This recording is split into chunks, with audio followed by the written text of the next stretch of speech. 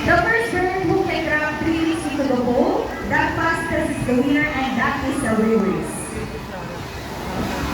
So the ring race, it shall be, remember guys, boys have already 1 point and girls, come on, let's hear Sassy with this time. And we will do this this time. Our ring race, ready, set, go! Here goes round 1 over 3.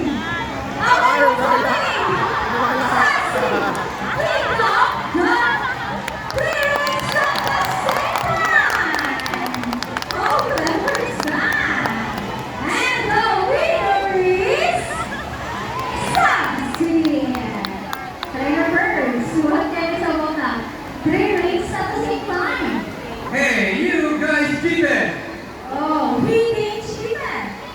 No, we cheat Sassy used her brain.